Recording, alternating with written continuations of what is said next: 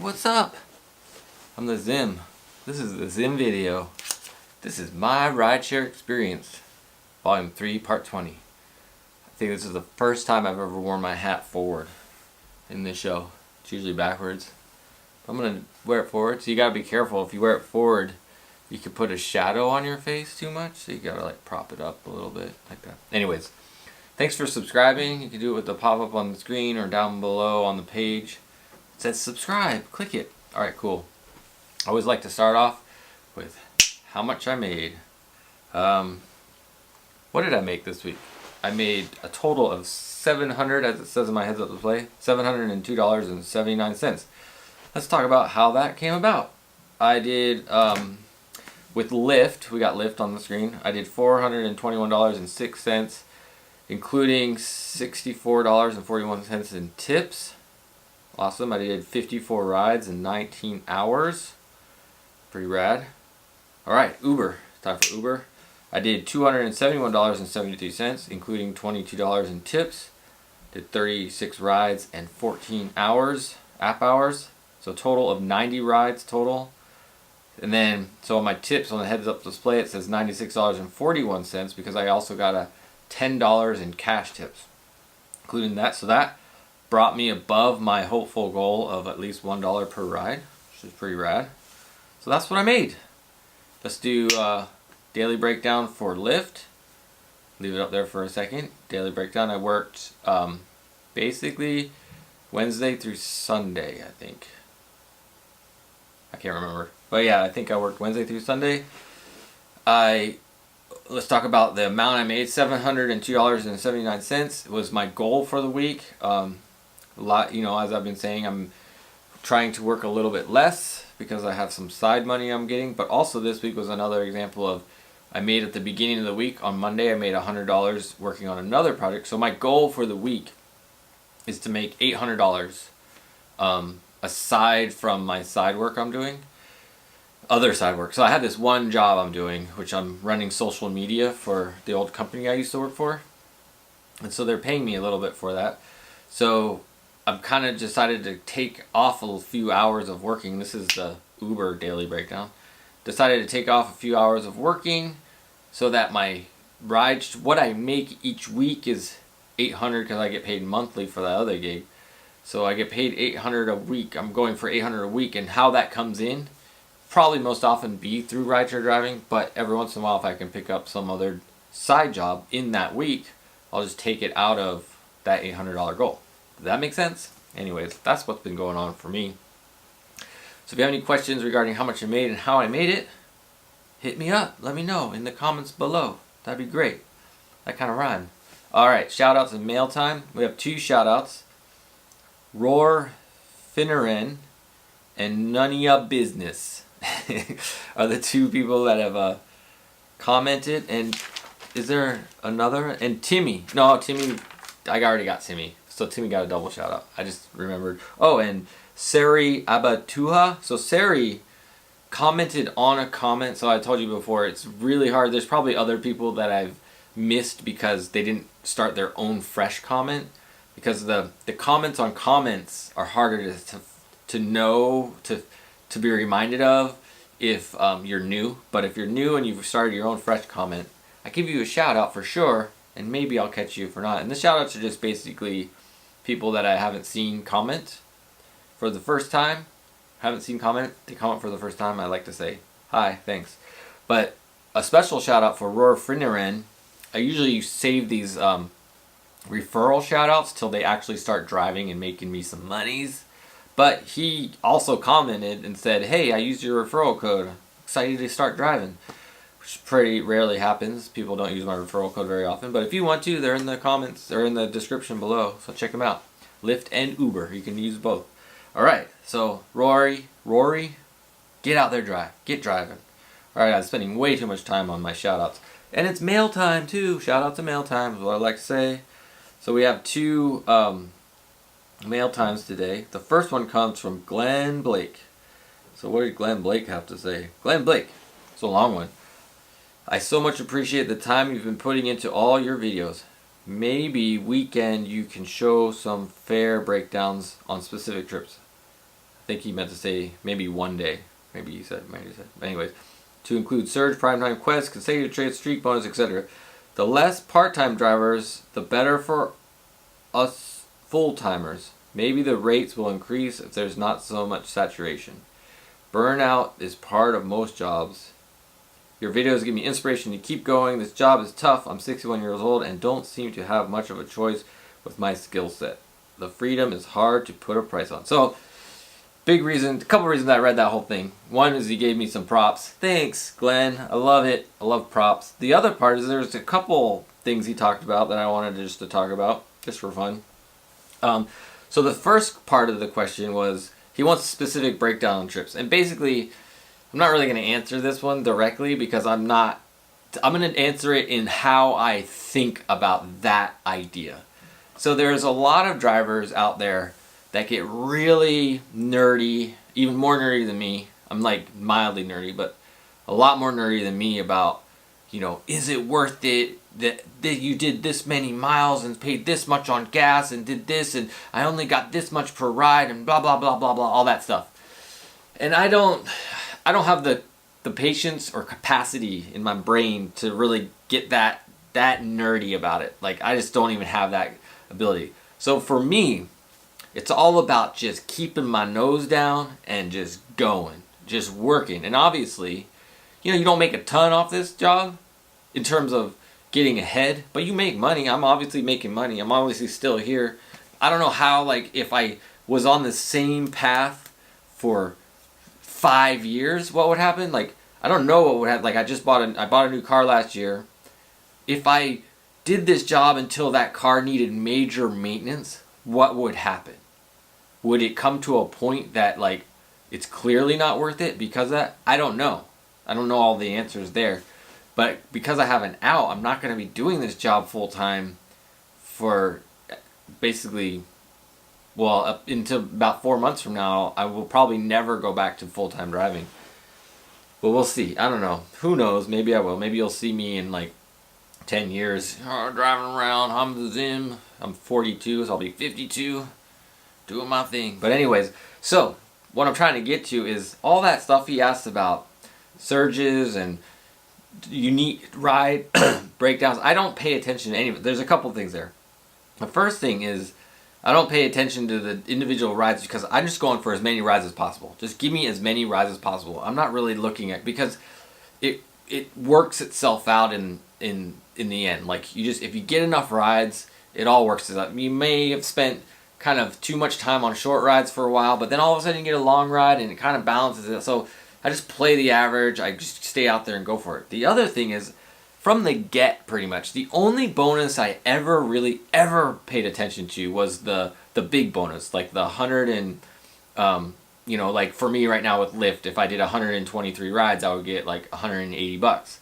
That kind of bonus. When it was called Power Driver bonus, or when I was in the rental program, it was the rental bonus that you would get. So I only paid attention to the big bonuses. I never ever cared, and even more so now, cared about any surges or any of the smaller streak bonuses and all that stuff, because I don't think, especially now, I don't think it matters. Even back when you got a percentage, it was good, but then you're just chasing the surge and you're kind of potentially putting yourself in a position to get less rides because you're going to where the apps are trying to tell you to go, so that potentially people that are less knowledgeable and skilled about the job in general will kind of flood those areas. So you may just get lost out, and then there's no guarantee that even when it was a percentage surge and all those things, there's no guarantee you would actually get a unicorn ride or anything like that. You could, what's getting a $3 ride that's 100%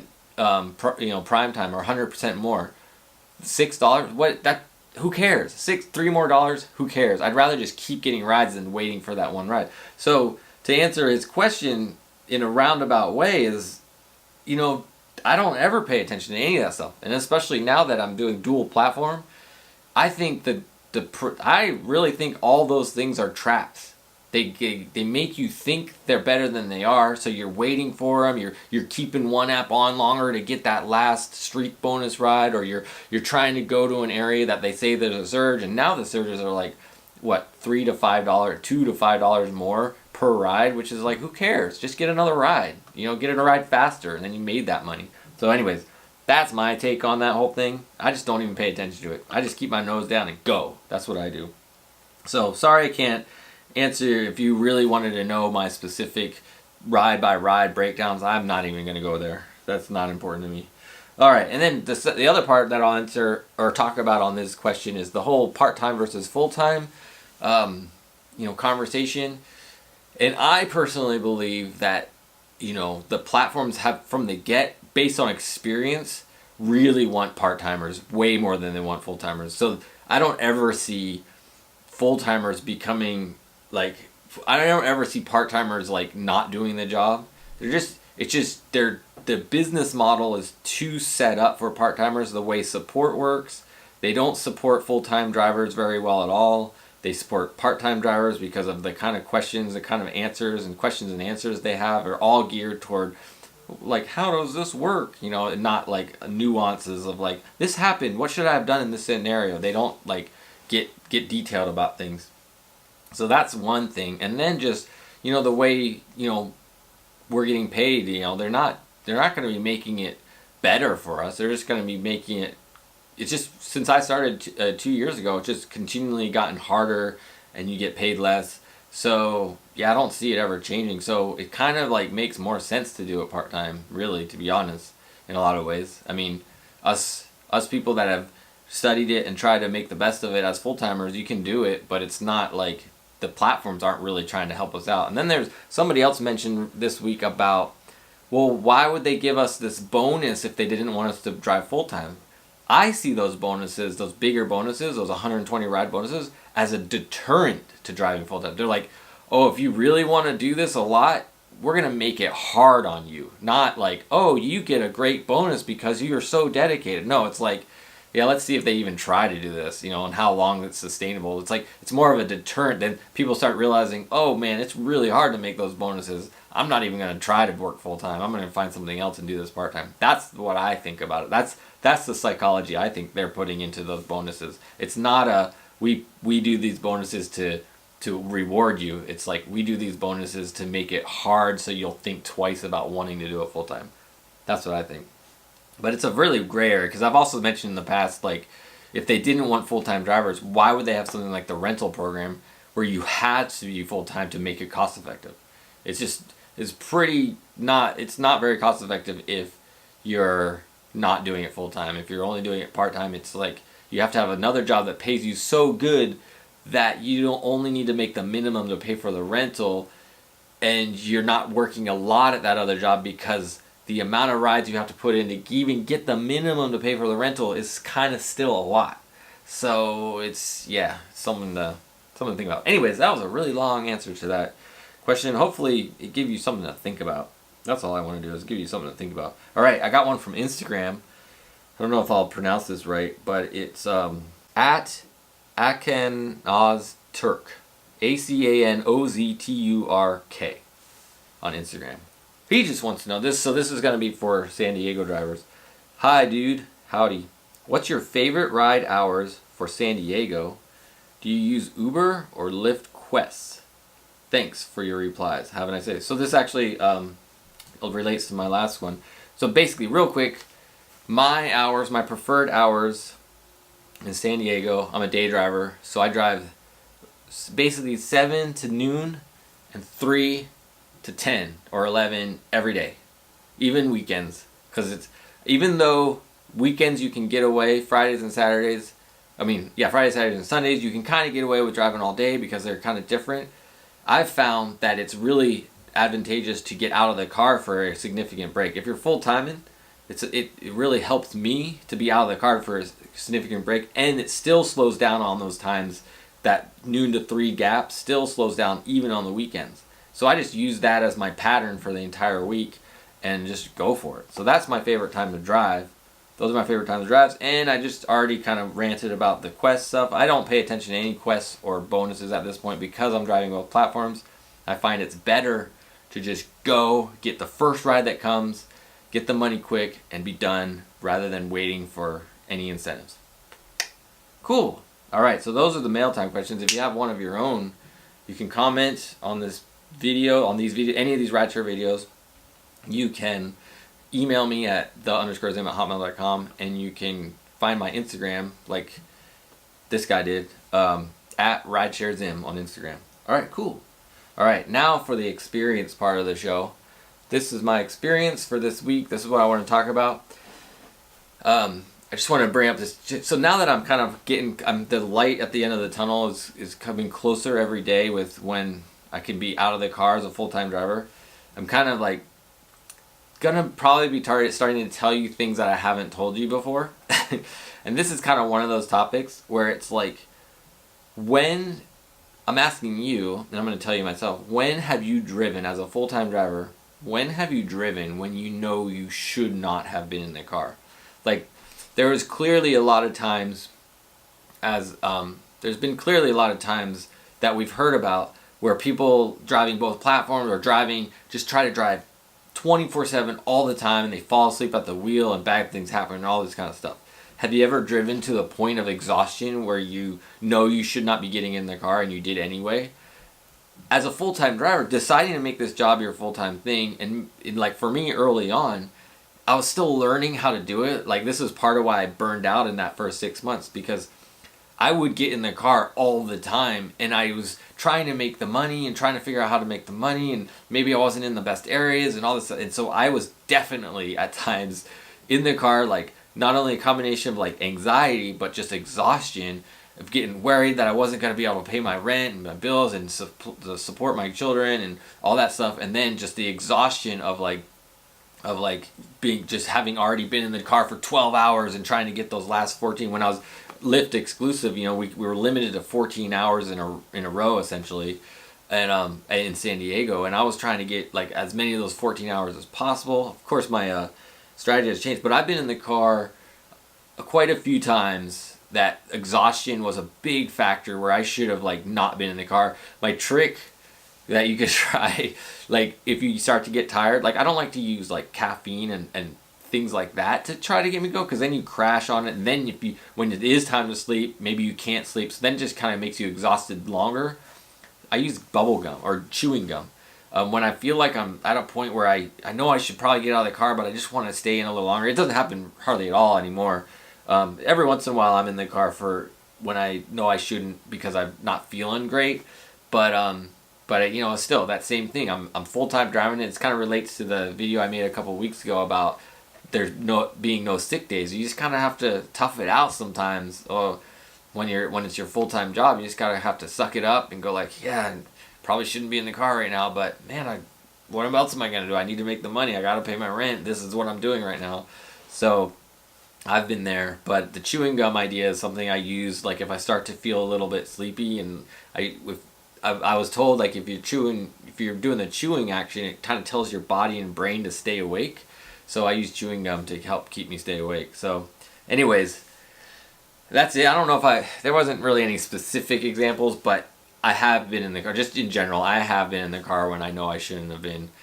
And, but, trying to figure it out, just trying to work it. So hopefully these videos, like the strategies that I've been laying out, will help prevent you from going there, because the biggest thing of all that, really for me, the biggest thing of the exhaustion thing was working through times that were just slow. Like now I know when they're slow, so I'm not going to fatigue myself. I'd have those breaks in the day and make sure it happens and get some rest, and then hit it when it's good and know the expectation in the area, all that kind of stuff. But anyways, cool. Thanks for watching again. I'm the Zim. This is the Zim video, my rideshare experience video.